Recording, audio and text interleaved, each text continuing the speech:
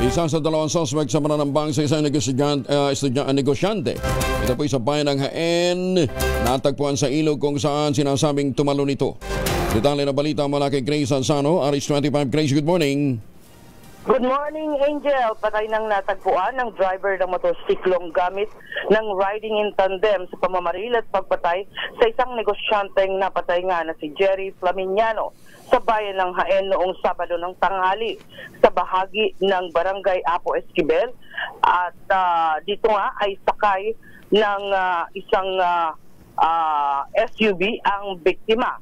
Kinilala ng kapatid nitong si Lilibet Lemorinas ng Barangay Dampulan ang kapatid na si Sunny Lemorinas, 39 anyos ng Barangay Dampulan.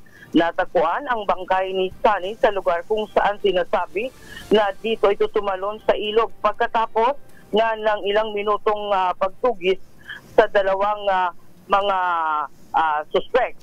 Patay nga dito sa report ng PNP ay kanilang halos ilang oras o araw din na isinagawa ang pagbabantay ng mga pulis sa naturang lugar.